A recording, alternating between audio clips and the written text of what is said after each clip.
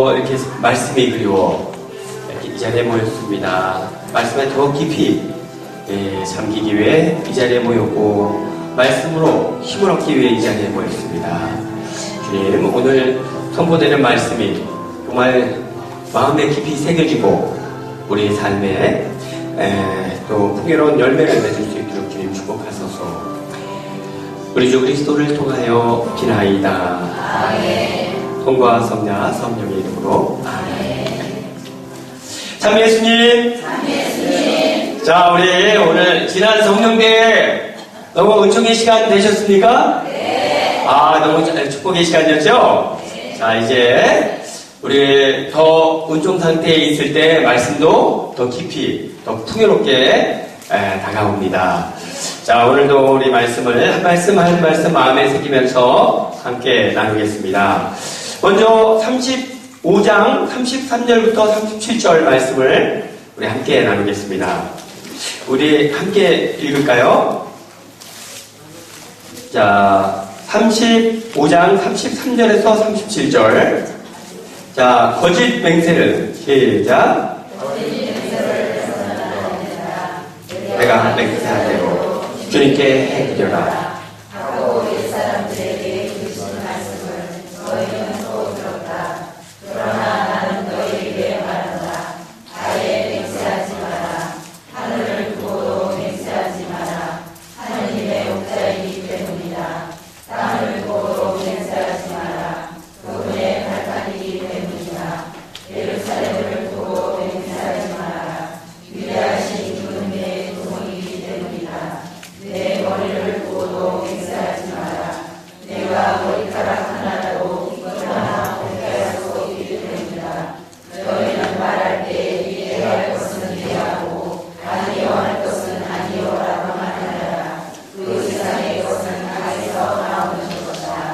예.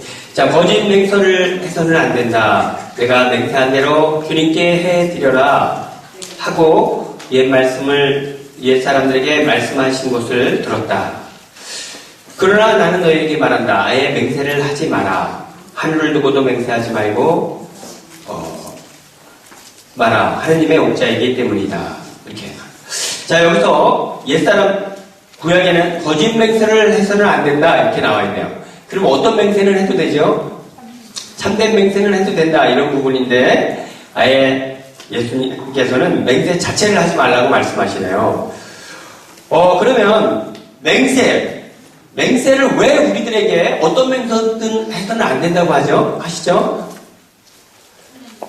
우리 사람은 맹세할 자격이 없습니다. 맹세할 수 있는 권한도 없고 힘도 없습니다. 맹세는 누가 하는 것이다? 하느님만이 하시는 것이다. 하느님은 맹세를 하세요. 내가 맹세하건대 너에게 복을 내려주겠다. 아브라함에게 말씀하시죠? 네. 하느님은 그렇게 맹세하셔도 돼요. 왜죠? 하느님은 말씀과 행동이 늘 일치하시는 분이니까 늘 하시는 말씀이 곧바로 어떻게 되죠? 이루어지는 거예요. 창조할 때 보세요. 하늘에 별이 생겨나라 하자 별이 생겨났다. 꽃이 생겨나라 하자 꽃이 생겨났다. 말씀이 곧 그대로 실행되죠? 말씀이 언제나 일치하세요. 이렇게 하느님은 말씀과 모든 것이 일치하니까 맹세를 하셔도 돼요. 그런데 우리는 말과 삶이 늘 일치하지 않습니다. 그죠? 첫째는 우리가 의도적으로 거짓을 하기 때문에 그런 경우도 있죠. 두 번째는 거짓이 아니라 참이에요. 내가 한 달 후에 꼭 갚을게. 이거 진짜입니까? 거짓입니까? 진짜 진실한 마음이에요. 내가 다음 주일에 우리 궤돈 타는데 그때 내가 꼭 갚을게. 진실이죠, 진실. 그런데 한 달 후가 되면 갑자기 궤돈이 나와야 되는데 안 나오는 거예요. 그러면서 일정이 마음대로 안 되죠? 그러니까 진실한 마음이지만 삶이 그것을 허용하지 않아요. 내 계획대로 삶이 움직여주질 않아요. 그래서 우리는 우리가 한 말대로 모든 것을 일치시켜 갈 수 없다. 그러니까 우리는 맹세할 자격이 없다. 그래서 우리는 맹세를 그러니까 우리가 맹세를 할 때는 우리가 약속을 할 때는 어떤 단서 조항을 붙여야 돼요. 어떤 조항을 붙이죠? 하느님께서 허락하시면 내가 내일 자네에게 가겠네. 이렇게. 왜냐하면 우리는 1시간 후의 일도 예측을 할 수 없는 사람들이기 때문에 그래요. 그러므로 하느님께서 웃으시는 여러 가지 일들이 있는데 그 중에서 하나가 여보게 내일 내가 꼭 갈게. 이렇게 이야기하는 모습을 보면 하느님께서는 웃으신다. 왜죠? 하느님은 알고 보고 계시는데. 자, 그러므로 어떤 신부님이 러시아가 공산화되면서 종교를 탄압했어요. 그렇지만 신부님이 이렇게 성당에 가시는 거예요. 성당하는데 러시아 비밀경찰 KGB가 딱 와서 꼼짝마! 어디 가는 거냐? 나도 모른다고 누가 다 아는데 성당 가는 거 아니야? 거짓말을 시켰어. 수갑 채워! 그래가지고 감옥을 가고 있어요. 그러면서 이 사람이 하는 거야. 성당 가면서 성직자라는 사람이 거짓말이라고. 여보시오, 지금 내가 교도소로 가고 있는데 내가 교도소로 가리라고는 꿈에도 생각을 못했어. 그래서 아까 모른다고 했던 것이요. 그러니까 이 신부님이 왜 성당 가면서 자기는 모른다고 얘기했죠? 내가 가기는 성당을 향해 가지만 그러나 성당을 도착할지 아닐지는 아무도 알 수 없다는 거예요. 그죠? 그게 드러났죠? 그런 것처럼 우리가 그런 측면에서 내 삶의 주인이 내가 아니기에 나는 내 삶에서 맹세하며 무엇을 해갈 수 없다. 오직 주님께 맡겨드려야 한다. 자, 그럼에도 불구하고 구약은 맹세하는 것을 허용했습니다. 왜 맹세하는 것을 그럼 허용했죠? 이게 좀 예를 들면 여러분 생각해 보세요. 집에 황금 송아지가 하나 없어졌어요. 황금 송아지가. 그러면 어떻게 되겠어요? 집에 있는 누구야 이거? 다 들어와. 종들 다 들어와. 쫙 무릎 꿇고 지금부터 니들이 이실 짓고 하지 않으면 이실 짓고 할 때까지 내가 곤장을 치겠다. 해가지고 다 묶어놓고 곤장을 친 거야. 안 가져왔습니다. 아니 안 가져왔습니다. 저는 안 가져왔다. 안 가져갔다가 맞다가 그냥 죽었어요. 이런 건 진짜 아닌가 보다. 다 묶어. 이런 상황이 발생될 수 있겠죠? 그러니까 그런 상황이 발생되지 않기 위해서 모세가 어떤 일에 있어서 딱 하느님의 이름으로 맹세한다면 그것을 믿고 풀어줘라. 만일 하느님의 이름을 걸고 맹세한 것이 거짓이라면 그는 어떻게 될 것이다. 하느님의 이름으로 단죄를 받을 것이다. 이렇게. 그래서 이제 그런 황금 송아지가 딱 없어졌어요. 자, 여기 야훼 하느님을 보고 맹세해라. 안 가져왔다고 맹세라. 야훼 하느님을게 맹세합니다. 이렇게 하는 거예요. 그리고 그렇게 한 사람은 풀어주고. 그렇게 한 것은 자칫 억울하게 누명을 쓰고 고통받는 사람들이 없도록 하기 위해. 그래서 하느님의 이름으로 거짓 맹세를 했을 때 하느님으로부터 단죄를 받도록 이렇게 함으로써 억울한 사람을 막기 위해 약자를 보호하기 위해 그렇게 했다. 이런 부분들을 우리가 함께 묵상합니다. 자, 37절을 우리 함께 볼까요? 자, 그렇게 해가지고 맹세하지 마라. 땅을 두고도 맹세하지 말고 예루살렘을 두고도 맹세하지 말고 하늘을 두고 그러니까 이때 맹세를 할 때 이제 막 과장이 되는 거예요. 너 안 가져갔어? 예, 진짜 안 가져왔습니다. 진짜 안 가져. 하늘을 두고 맹세합니다. 땅을 두고 맹세하고 예루살렘을 두고 맹세합니다. 그러니까 안 가져갔다고 얘기를 강조하기 위해 막 이것저것 갖다 막 붙이는 거예요. 자, 갖다 막 붙이는데 특히 어떤 경우에 이렇게 막 갖다 붙이죠? 거짓 맹세일 때 그냥 안 가져갔습니다. 딱 이렇게 한마디 하면 되는데 이게 이 거짓말 시키는 사람은 그거 갖고는 좀 약해 보이니까 막 이것저것 붙이는 거죠. 그래서 그렇게 거짓 맹세 이것저것 붙이지 마라. 내 머리를 두고 맹세하지 말라. 왜 머리를 두고 맹세하지 말라 그러죠? 그냥 맹세할 때 막 하늘 두고 맹세해, 땅을 두고 맹세해, 예루살렘을 두고 맹세해. 내가 성소를 두고 맹세하고 내 머리를 두고도 맹세해. 그러면 머리를 두고 맹세한 거는 왜 그렇죠? 만약 거짓이면 어떻게 해라? 내 목을 쳐라. 자, 이렇게 맹세가 자꾸자꾸 막 강조하기 위해서 무엇이 덧붙여지는데 다 의미 없다.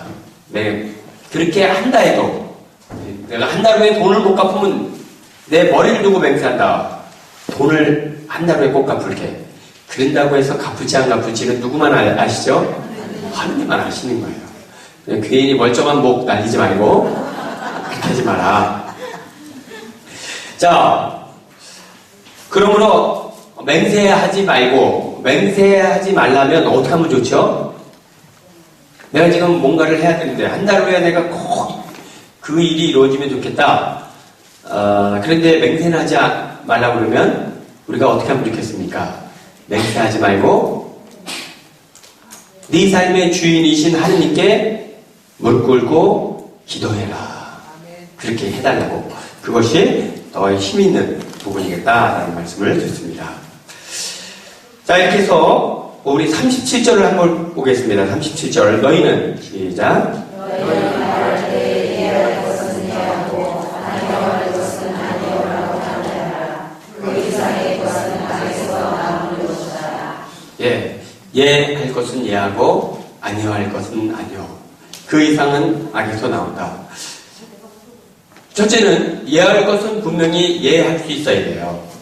아니오 할 것은 분명히 아니오라고 할 수 있어야 된다. 예할 것을 아니오라고 하고 아니오라고 해야 되는데 예를 못하면 아니오라고 못하면 안 되겠죠. 그래서 우리가 예 아니오를 분명히 할 수 있는 사람이 되어야 된다. 그런데 그렇게 예 아니오를 분명히 하되 그 이상을 덧붙이지 마라. 덧붙이는 것은 악에서 나오는 것이다.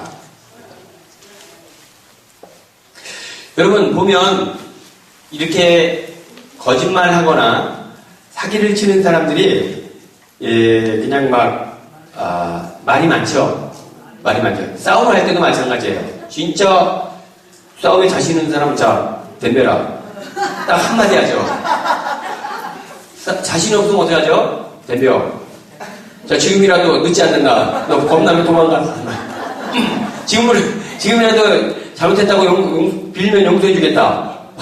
이렇게 막 이런저런 얘기를 막 많이 붙이죠? 예. 자, 그래서 믿음이 부족할 때 말이 많아진다. 확고한 믿음이 있는 사람은 이렇게 하라. 그래서 이 부분은 정말 믿음이 없는 부분들을 믿음이 없는 삶을 이렇게 체크하고 계십니다. 아버지 하느님께 확고한 믿음을 둔 사람은 딱 명쾌하다. 예, 아니요. 부분이라는 것을 우리가 생각합시다. 예, 그리고 나머지는 그 이유는 나머지는 다 하느님께 맡기는 삶이 될 것입니다. 아멘. 자, 그러면 이제 두 번째는 폭력을 포기하여라. 우리 38절에서 42절을 함께 볼까요? 눈은 시작. 눈은 눈으로 이는 이로 하고 있으신 말씀을 너희는 들었다. 그러나 나는 너희에게 말한다. 하느님에게 맞서지 마라. 오히려 너희에게 요구하는 직분은 다른 사람마저 되어야겠다. 또 너를 재판하여 내 속옷을 가지려는 자에게는 겉옷까지 내어주어라. 누가 너에게 천걸음을 가져고 강요하거든 그와 함께 인천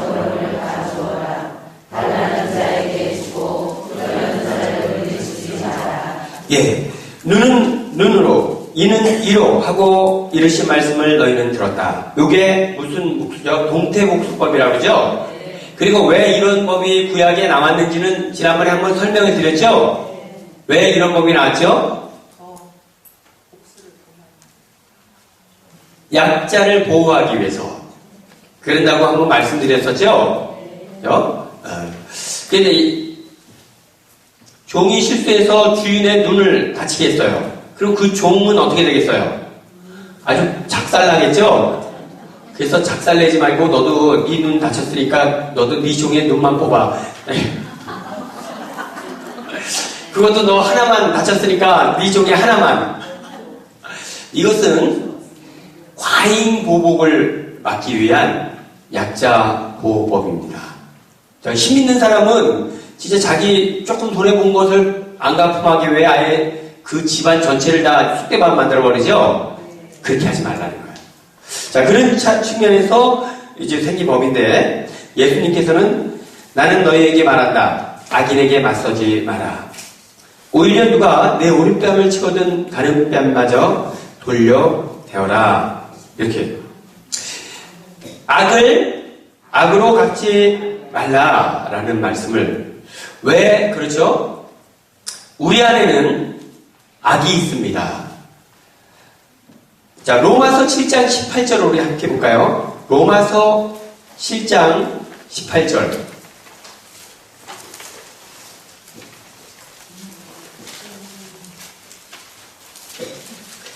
자, 7장 18절에서 21절을 한번 보겠습니다. 로마서 7장 18절에서 21절.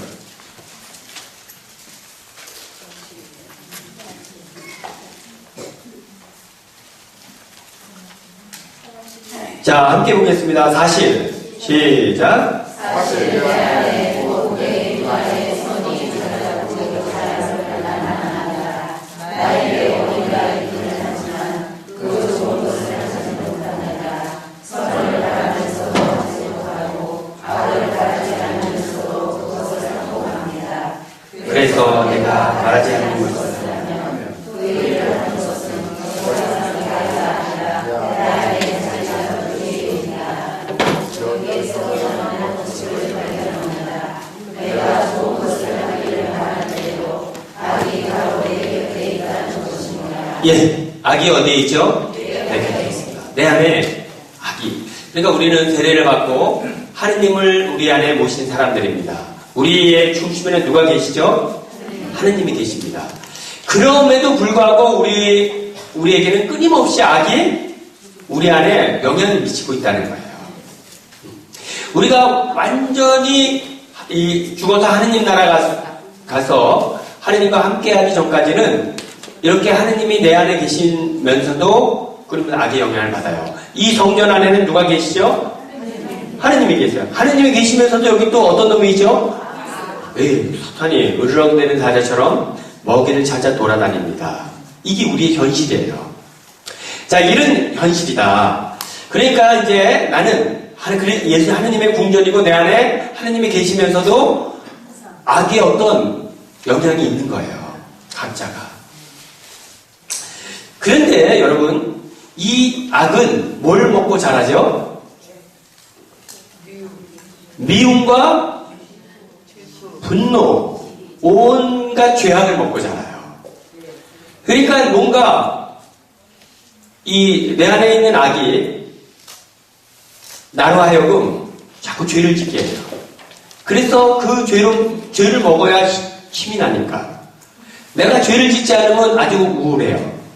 그러니까 내가 어떻게든 죄를 져야겠죠? 아니, 이제 악이 이제 나를 어떻게 해서든지 죄를 짓게 만들어요. 그러면 가만히 있으면 죄를 안 되겠죠, 그죠? 그러면 이렇게 이제 어느 날 부부든 친구든 같이 있어요. 같이 있는데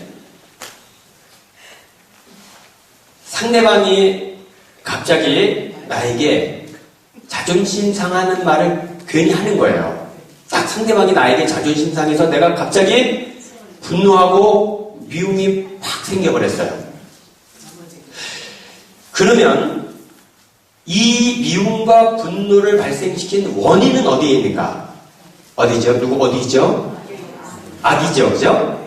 사탄이 이렇게 만든 건데, 그러면 그 그 악 중에서도 누구의 악이 그렇게 만들었을까요? 내 안에도 악이 있고 상대방에도 어둠이 있어요. 그죠? 그런데 괜히 상대방이 나를 분노하게 만들어서 나를 죄짓게 만들고 이렇게 만들었어요. 이 시나리오를 누가 작성했을까요? 상대방 안에 있는 악, 내 안에 있는 악. 내 안에 있는 악이 상대방을 자극해서 죄를 짓게 만들고, 그렇게 해서 나를 분노하게 만드니까 내 안에 분노가 올라오니까 누가 혜택을 받죠? 내 안에 있는 악의 혜택을 받는 거죠? 자, 이런 악의 조금 흐름을 여러분들이 보셔야 돼요. 지금 나를 분노케 하면 누가 가장 큰 수혜자인가? 누구죠? 사탄. 그럼 사탄 중에서도 어느 쪽에서 활동하는 사탄? 내 쪽에서 사탄. 그러니까 나를 자꾸 분노하게 만들고 죄짓게 만들고 하는 것은 누구의 어느 쪽에 활동하는 사탄이 이거 지금 시나리오를 짜고 있다. 네.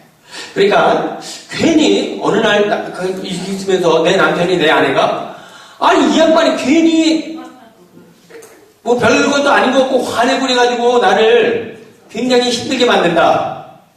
이 프로젝트를 누가 작성했다? 내 아내.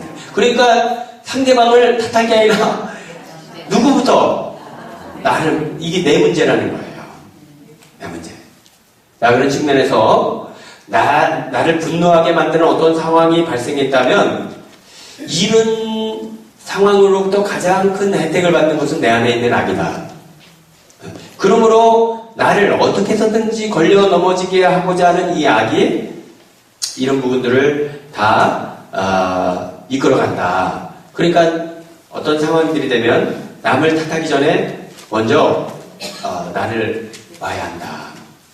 자, 이런 어떤 악이에요. 그래서 예수님께서는 상대방이 나에게 분노하게 하면, 내가 같이 폭력을 행사하면 폭력으로 대응하지 말라. 폭력은 더 큰 폭력을 낳고 악의 증진만 가져오죠. 그죠? 내가 맞을짓을 안 했는데 누가 나를 쳤어요. 그러면 이거 누가 꾸민 시나리오죠? 내 안에 있는 악. 그러므로 상대방을 단죄하기 전에 내 안에 있는 악을 거기에 협력하지 않는 것이 중요하다. 사탄아, 네가 나를 분노해서 나를 힘들게 하려고 하는데 내가 너의 흉계에 넘어가지 않겠다. 이렇게 내 안에 있는 악을 딱 제압하는 게 중요하다. 그리고 나서 야, 너 왜 나한테 그랬어? 이렇게 얘기해서 그도 이제 잘못한 거죠, 그죠? 어쨌든 유혹을 받아서 한 행동이지만 잘못한 거잖아요. 그래서 너 왜 그랬어? 이렇게 해가지고 다음부터 그러지 마. 이런 순으로 가야지.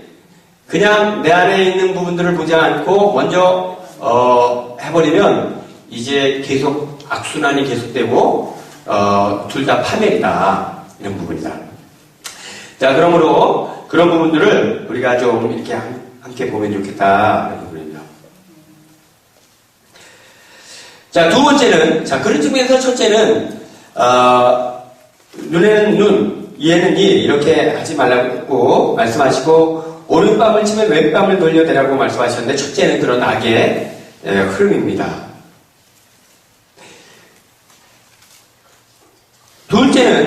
두 번째는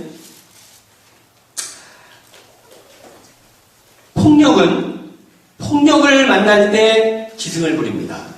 그래, 내가 이렇게 한 대 쳤는데 나 두 대 치면 나는 세 대 치고 점점 폭력을 만나면서 성장하죠. 그런데 비폭력을 만나면 힘을 잃어버려요. 예를 들면 내가 루아 그한테 딱 쳤는데 상대방이 같이 폭력으로 나오면 좋다 오늘 죽기 살기 해보자 이렇게 가는데 내가 딱 쳤는데 반응이 없어요. 너무 허약하게. 그래서 치고 저항이 없습니다. 자, 이러고 돌아왔어요. 아까는 화가 나서 후드러 팼는데 아무런 힘이 없는 사람을 후드러 패고 나면 곧바로 폭력의 힘이 쭉 빠지면서 내가 왜 그랬을까? 이런 후회와 반성. 그리고 상대방으로부터 그 폭력으로부터 자유롭게 회개하게 만드는 힘이다. 비폭력이. 그래서 간디는 영국 사람들이 무력으로 진압하려고 할 때 비폭력으로 맞서라. 비폭력 저항으로. 그죠? 그래가지고 그냥 그 몽둥이로 막 후드러 패는데 인도 사람들이 다 비폭력으로 저항하고 결국에는 그것이 무모한 것처럼 보였지만 오히려 가능성이 없어 보였던 인도의 독립을 갖고 오죠. 예.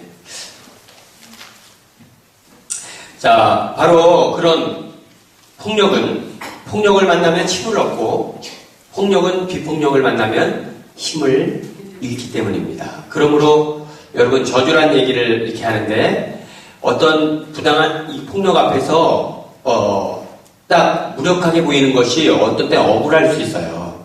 억울할 수 있는데 그런데 정말 중요한 것은 그 폭력의 힘에 휘둘리고 있는 그 사람을 그 폭력으로부터 자유롭게 만드는 길은 그런 자기가 정말 무력한 사람에게 폭력을 행사했다는 그런 부분이다.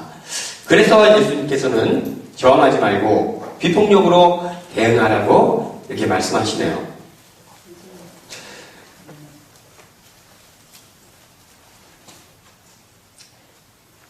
세 번째는 왜 비폭력으로 맞서라고 말씀하실까요?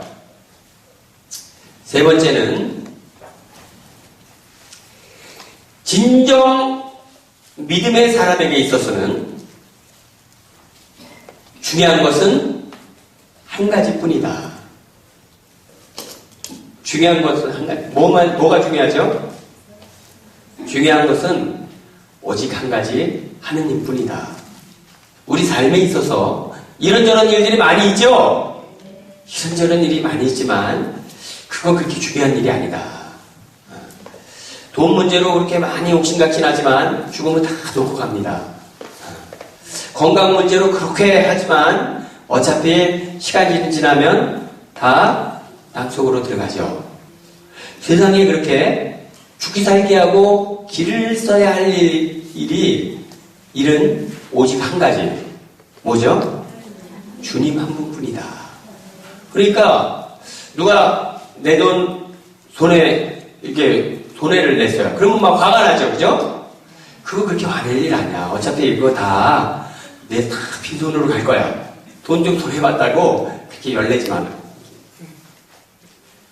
누가 나를 험담했다고 마찬가지고 누가 나를 뺨을 쳤습니다. 진짜 이거 나로서는 너무나 대단한 일이죠. 그렇지만 그게 큰일 아니다. 중요한 것은 한 가지뿐이다. 자, 이런 부분들을 주십니다. 그러므로 우리 삶에 있어서 네가 목숨 걸고 이렇게 죽기 살기를 하고 나서야 될 일은 한 가지뿐이라는 것. 그러므로 다른 것은 해도 그만, 안 해도 그만. 뺨을 맞았다는 것은 한 개인에게는 굉장히 심각한 상황이지만 그것조차도 하나님 쪽에 이렇게 보면 그것도 자, 그렇게 중요한 부분이 아닐 수 있다. 이런 부분입니다. 그죠?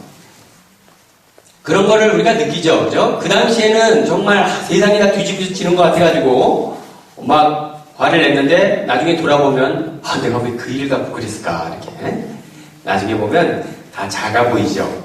작아져 보입니다. 자, 그래서 예수님께서는 맞서지 말라 이렇게 말했습니다. 여기서 맞서지 말라는 것은 그렇게 맞서지 마라. 그 문제 해결을 위해서 상대방이 막 기리기리 날뛸 때 맞서면 같이 동요됩니다. 처음에는 좋은 마음으로 했다가 상대방이 막 화내고 소리 높이고 난리치면 같이 목소리가 높아지죠. 그래가지고 같이 그냥 맞붙게 되죠. 그러므로 이런 상황에서 맞서지 말라는 말씀에 마음을 새깁시다. 그러니까 여러분 맞서지 마시고 간접적인 방법으로 문제를 해결하세요. 남편이 막 되지도 않은 일 갖고 막 아침부터 소리를 지르고 난리를 친다.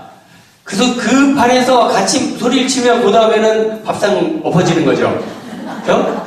그러니까 좀 억울해도 딱 그냥 이렇게 잠잠히 있다가 편지를 쓰는 거예요. 편지를. 여보, 당신이 식사를 하다가 그렇게 화를 냈을 때 너무 당황스러웠습니다. 나는 준비하려고 이렇게 열심히 반찬을 준비했는데 그렇게 맛이 없을 줄 몰랐어요. 그렇게 맛이 없었다 하더라도 좀 맛있게 먹여주었으면 좋았을 걸 하는 바람을 그런 마음을 가져봅니다. 이렇게 편지를 딱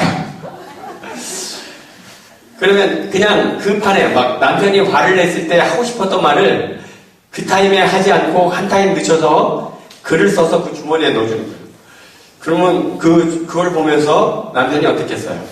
참, 진짜 나는 왜 이 모양일까? 이렇게 되겠죠? 그죠? 네, 밥상 나라를 가는 게 좋겠어요? 남편이 회개하는 게 좋겠어요? 그러니까 맞서지 않는 게 좋겠다. 맞서지 말라는 것은 아예 포기하려는 게 아니라 간접적인 방법으로 해결하라. 어떤 좀 불편한 얘기를 할 때도 직접 얘기하다 보면 언성이 높아질 때 있어요. 그런데 이렇게 전화도 문자가 좋아요. 문자. 요즘 내가 너무 화가 나는데 막 문자 이렇게 하면서 야, 너 그래도 이렇게 하면 안 되지. 그러고서 그냥 방긋 웃는 그 이모콘 하나 딱 띄워놓고 보내면 훨씬 더 이게 잘 되죠. 그죠?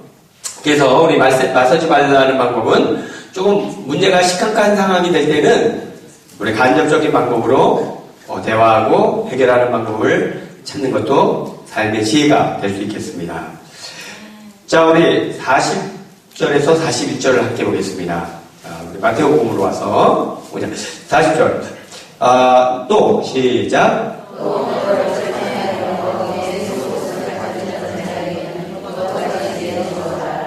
네. 여기서 여기 거듭까지 내주어라. 누가 너에게 1000걸음을 가자고 강요하거든 그와 2000걸음을 가주어라. 여기서 그 당시 옷은 굉장히 귀한 것이었습니다. 그러니까 예수님 돌아가실 때 그 사형수의 옷을 나눠 갖기 위해서 막 다툼하잖아요. 그죠? 그러니까 옷은 굉장히 중요한데 속옷을 달라고 가지려거든 겉옷까지 내주어라. 1000걸음을 가자고 하면 2000걸음을 가져오라. 이런 말씀이네요.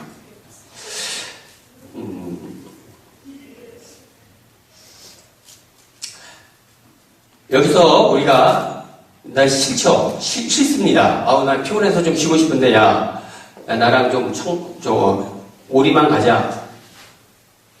그러면 그래 가자. 그리고 같이 갑니다. 그러면 어떤 상황이 발생되죠? 질질 끌려가는 상황이 발생이 돼요. 야, 너무너무 피곤합니다. 피곤해. 자려고 하는데, 나랑 오리만 같이 좀 가줄래? 오리? 나랑 내가 같이 가줄까? 너 걱정하지 마. 내가 심리 같이 가줄게. 이렇게 해가지고 딱 나서면 어떤 상황이 발생되죠? 내가 그 상황을 리드하는 상황이 돼요. 그냥 끌려가는 상황이 아니라 심리 가줄게. 그리고 심리를 딱 나서면 그 발걸음은 상대방을 이끄는 발걸음이 된다. 그러니까 우리가 이렇게 해서 예수님께서는 이렇게 누가 원하면 플러스 원을 해줘라. 그러면 삶의 리더가 될 것이다. 이런 말씀입니다.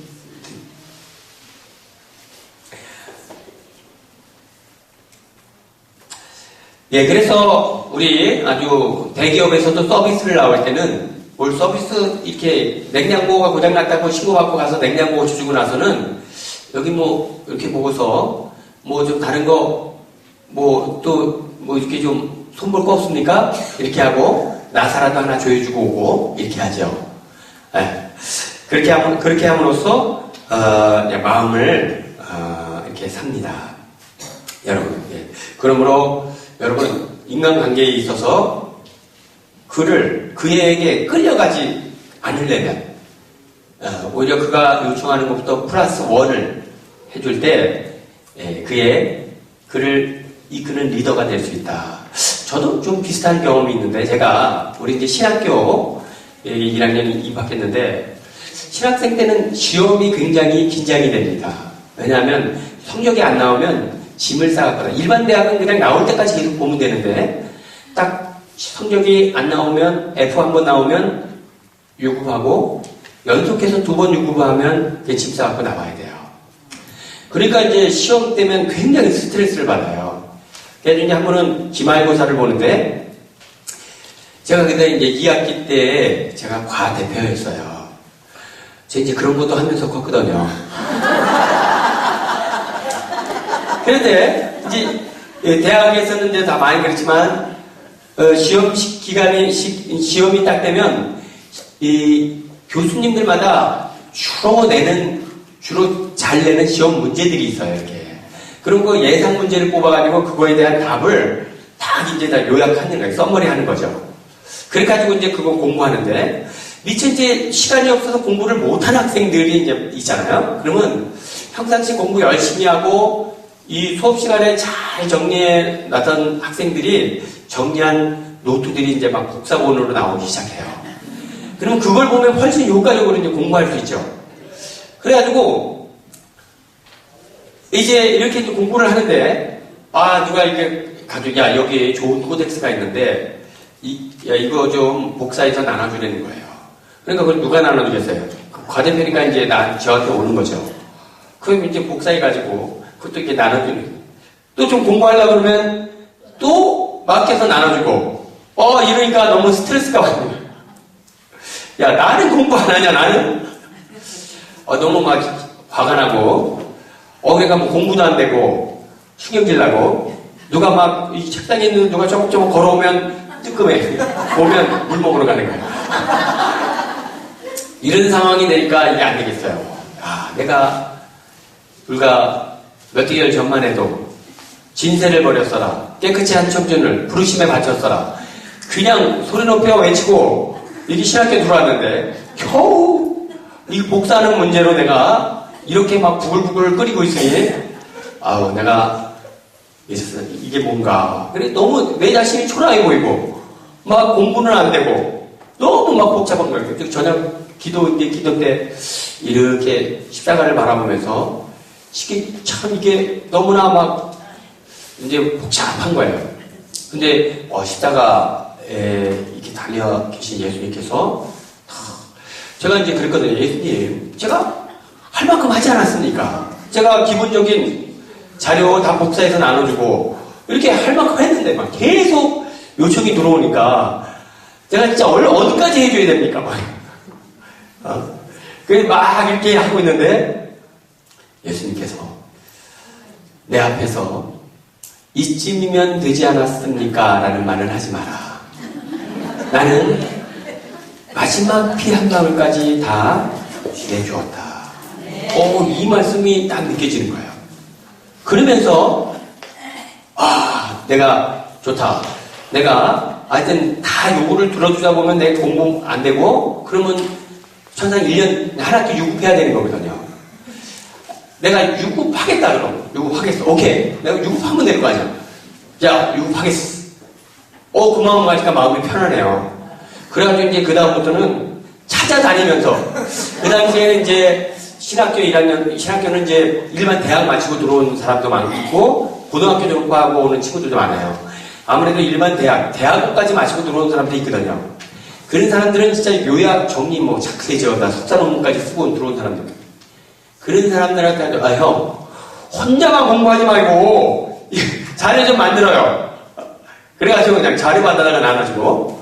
그러니까 이제, 전에는 막 누가 자료 좀, 이거 복사 좀 나눠주라고 하면 내가 막 겁이 났는데, 지금은 내가 찾아다니는 거예요. 공부 잘하는 놈들 찾아가지고, 야, 좋은 자료 너 혼자만 보지 말고 갖고 와봐. 이거 좋은 애 복사하면 좋겠네. 혼자만 보지 말고. 기다리고 있어. 복사하고 나눠줄게. 제가 찾아다니고. 그러니까 지금부터 이제는 제가 가면 공부 잘하는 학생들이 제가 가면 막 두려워해요. 얼마나 막 자유로워지. 그래도 막 근데 시험 시간에 공부를 포기하니까 시험을 포기하니까 할 일이 없어요. 신학교는 밥만 먹고 점심 먹으면 무조건 운동장에 나가서 운동을 해야 돼요. 축구 차고. 근데 일체 운동이 금지돼 있고 시험 기간에는 서클 활동 금지돼 있고 모든 게 다 금지돼 있어요. 할 일이 없으니까 할 일이. 할 일이 없으니까 아무리 공부 포기하고 유급하기로 작정했지만 할 일이 없으니까 그래도 야 얘는 어떻게 정리했나 보는 거예요. 이렇게.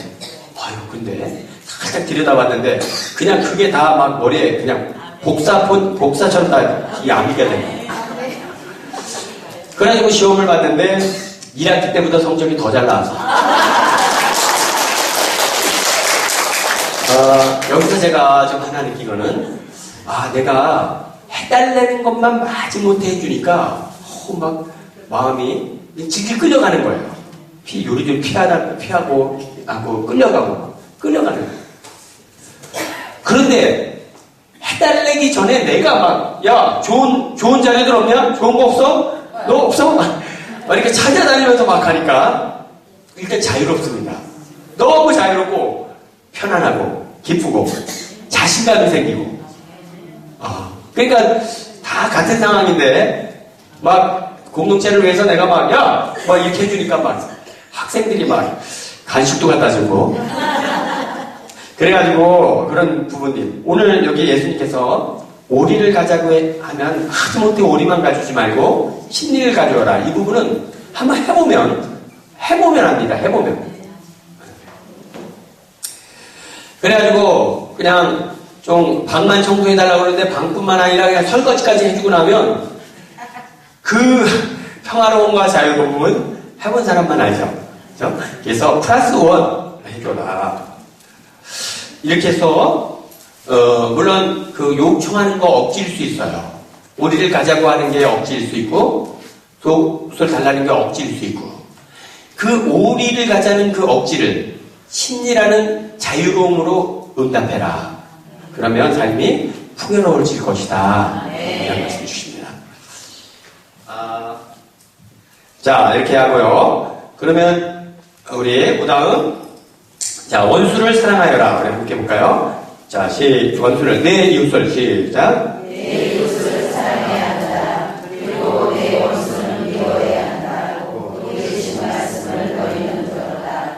그러나 나는 너희에게 말한다. 너희는 원수를 사랑하여라. 그리고 너희를 박해하는 자들을 위하여 기도하여라.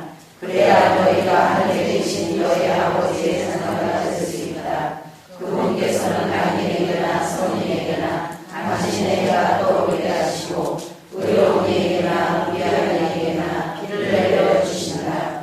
사실 너희가 자기를 사랑하는 이들만 사랑하면 무슨 상을 받겠느냐? 그것은 세리로 하지 않느냐? 그리고 너희가 자기 형제들에게만 인사한다면 너희가 남보다 잘하는 것이 무엇이겠느냐? 그런 것은 다른 민족 사람들도 하지 않느냐?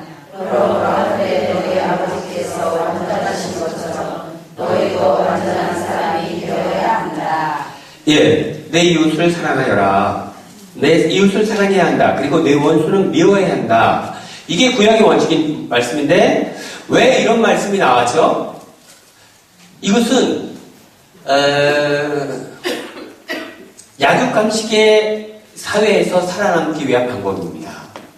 약육강식의 사회는 어떤 사회죠? 힘있는 사람이 힘없는 사람을 잡아먹는 사회예요. 사자가 토끼를 잡아먹고, 그런 사회죠. 그죠? 자, 그런 사회에서 살아남기 위해선, 토끼가 살아남기 위해서는 어떻게 하죠? 토끼끼리는 잘 지내고, 토끼가 저쪽에 사자가 나타나면 얼른 피해야 돼요. 토끼가 사자랑 잘 지내보겠다고 그 앞에서 얼쩡대면 그날 저녁거리죠. 그러니까 이웃을 사랑하고 원수를 미워해야 한다는 이 말씀은 이제 그런 데에서 그러니까 정말 너의 편인 사람을 잘 지내고 너의 적인 사람들을 멀리해야지 네가 살아남을 수 있다. 이런 약육강식의 그런 사회의 부분입니다. 그런데 예수님께서는 원수를 사랑하여라. 그리고 박해하는 사람들을 위해 기도하라. 이런 말씀을 주시네요. 원수를 사랑하라고 말씀하시는데 그러면 왜 원수를 사랑하라고 말씀하시죠? 이 세상에 원수가 누구고 이웃이 누구인가? 우리는 그러면 우리가 말씀을 한번 하나 읽어볼까요? 자, 베드로전서 5장을 보겠습니다. 베드로전서 5장. 베드로전서 5장 8절.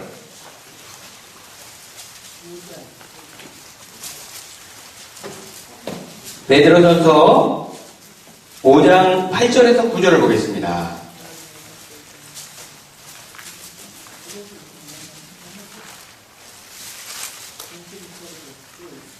자, 정신을 시작.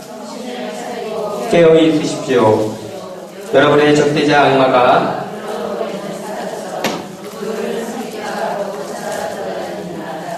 여러분은 믿음을 굳건히 하여 악마에게 대항하십시오. 여러분도 알다시피 온 세상에 퍼져있는 여러분의 형제들도 같은 고난을 당하고 있습니다. 이렇게 원수가 얼렁대는 사자처럼 돌아다닌다. 에페소서 6장 12절을 보겠습니다. 에페소 6장 12절.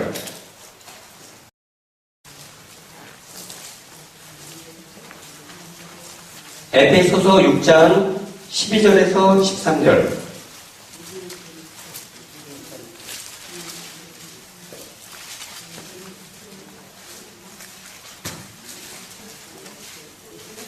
에페소 6장 12절에서 13절 우리 함께 보겠습니다. 우리의 시작. 우리의 전투 상대는 인간이 아니라 권세와 권력들과 이 모든 세계의 지배자들과 하늘에 있는 악령들입니다. 그러므로 악한 날에 그들에게 대항할 수 있도록 그리고 모든 시비를 마치고서 그들에게 맞설 수 있도록 하나님의 무기로 완전한 무장을 갖추십시오. 예. 우리가 원수 이렇게 할 때 진짜 원수가 누군가? 원수가 누구죠? 우리의 궁극적인 원수는 사탄이다.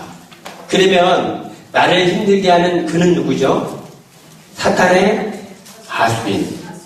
그러므로 아무리 나에게 몹쓸 짓을 하는 사람이라 하더라도 나쁜 사람은 없습니다. 어떤 사람만 있죠?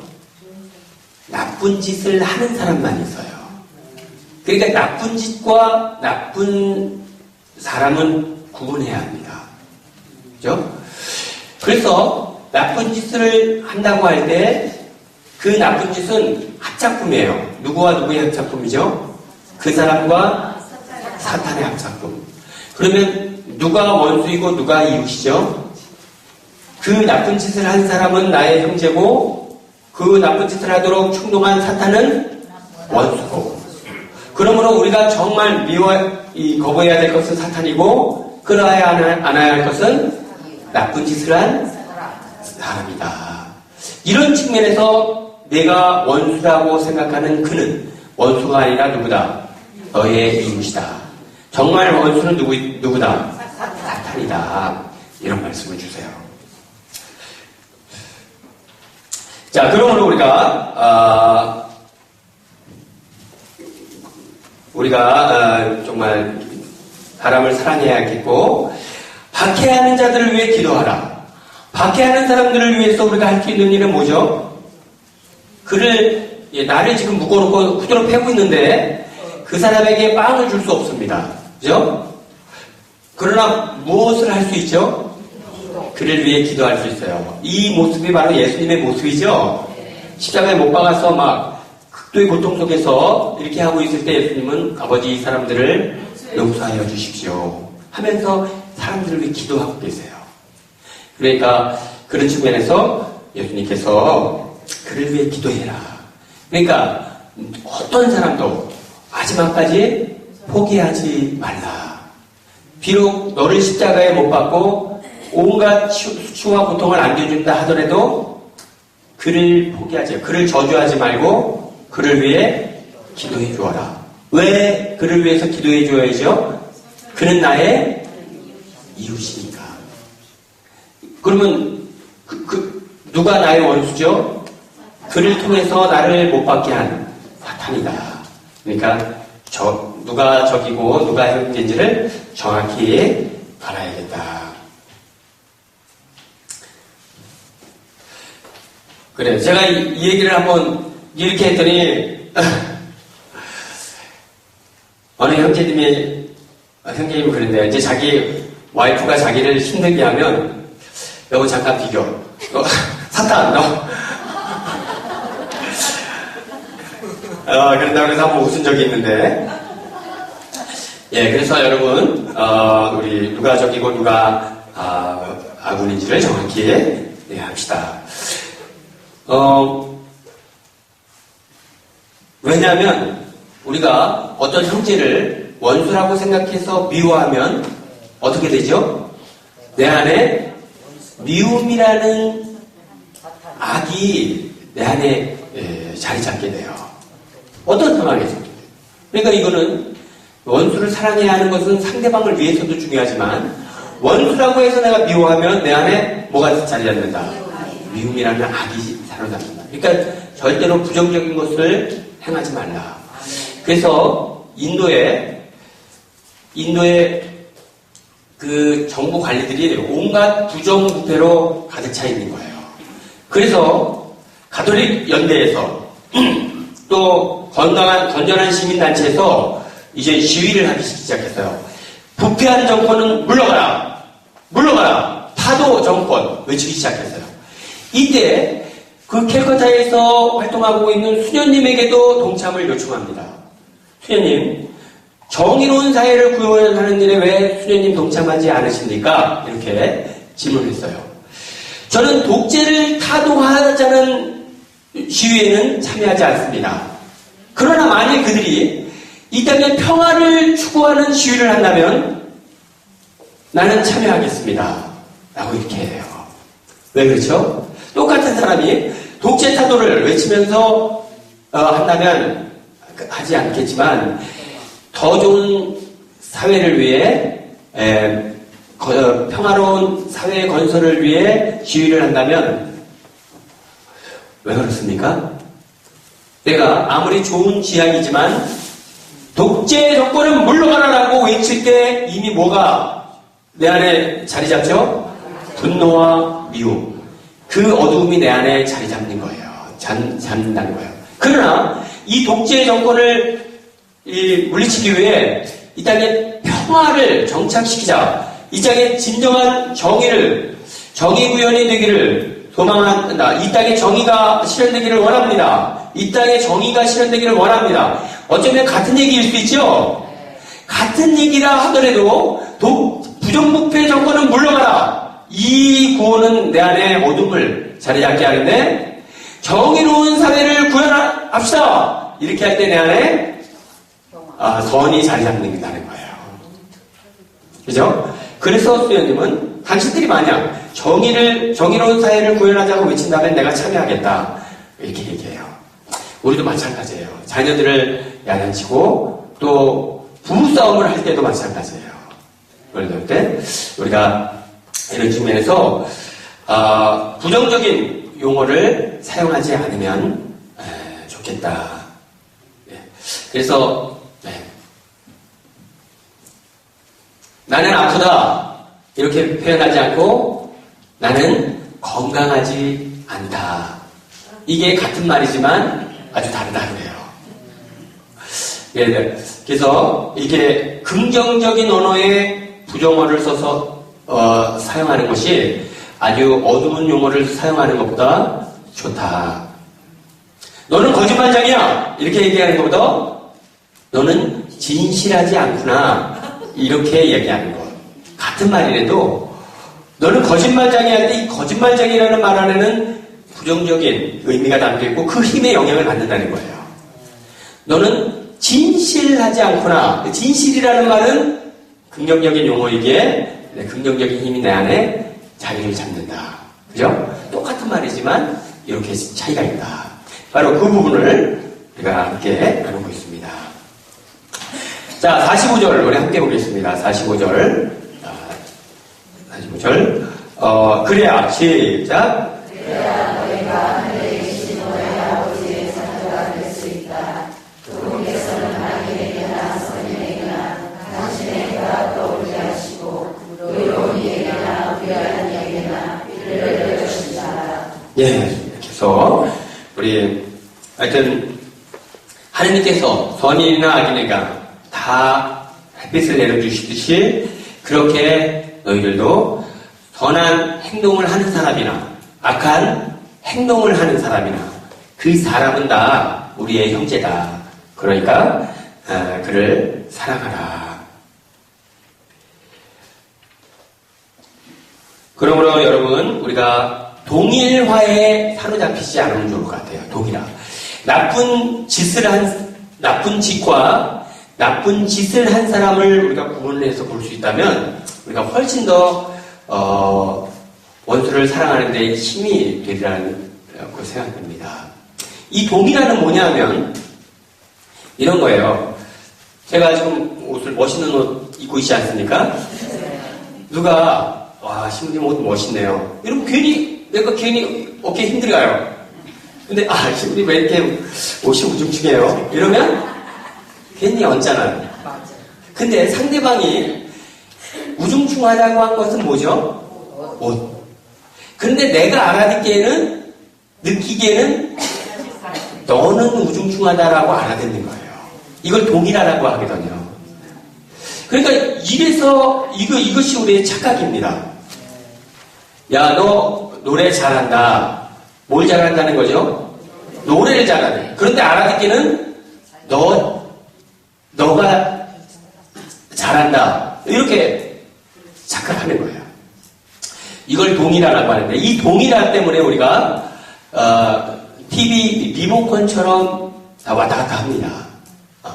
너의 뭐가 좋다고 하면 웃었다가 너의 무엇이 안 좋다고 하면 울었다가 울었다.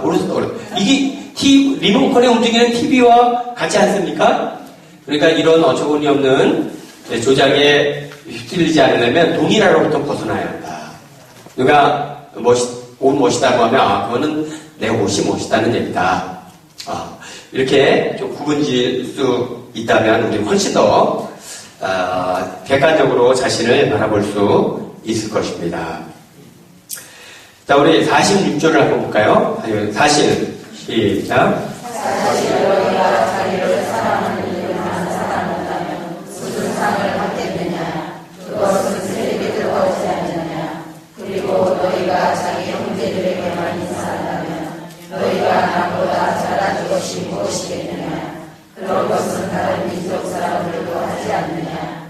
그러므로 하늘에 너희 아버지께서 완전하신 것처럼 너희도 완전한 사람이 되어야 한다. 예, 너희가 자기를 사랑하는 사람만 사랑하면 무슨 상을 받겠느냐? 그러므로 자기를 사랑하는 사람을 사랑하는 것은 무슨 행동이죠? 이 본능적 행동입니다. 누구나 다 하는 행동이죠. 자기를 미워하는 사람을 사랑하는 것은 믿음의 행위입니다. 자, 그러므로 우리는 하늘에 너희 아버지께서 완전하신 것처럼 너희도 완전한 사람이 되어라. 이렇게 말씀하시는데, 예, 우리,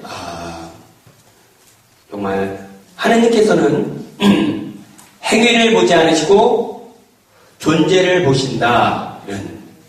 그가 무슨 행동을 했는지를 보지 않으시고 그가 나에게 누구인가를 본다 이 말씀이에요. 그가 나에게 누구죠? 하느님에게 있어서 우리는 하느님 자녀죠. 그러니까 내가 무슨 행동을 하든 하느님께서는 행동보다는 당신의 자녀라는 사실에 더 마음을 갖고 바라보시기에 늘 사랑하신다. 이런 말씀입니다.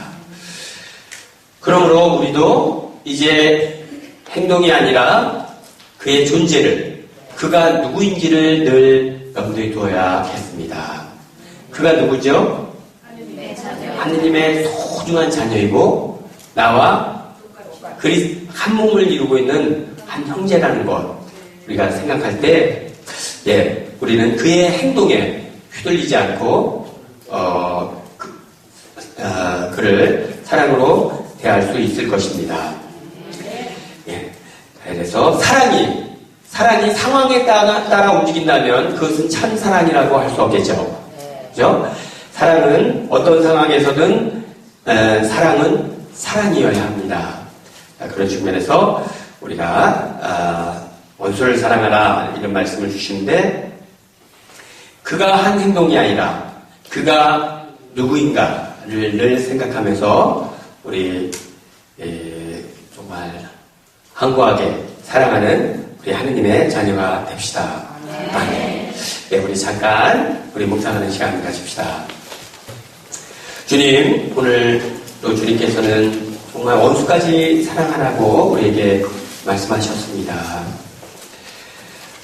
정말 많이 힘듭니다. 나를 힘들게 하고 어렵게 하는 사람들을 받아들이는 것은 많이 힘듭니다. 그렇지만 그가 어떤 행동을 하든 그는 여전히 하느님의 소중한 자녀이고 또 나와 한 형제라는 것을 늘 생각하며 그가 그런 어려움 속에서도 조금 더 나아질 수 있는 방법을 모색하고 그가 그런 죄악에서 벗어날 수 있도록 도움을 주는 사람이 되고 싶습니다. 늘 죄악 속에서도 나를 포기하지 않으시고 항구하게 사랑해 주신 예수님 감사합니다. 이제 저를 힘들게 하는 사람들을 항구하게 사랑하며 살아가겠습니다. 아멘.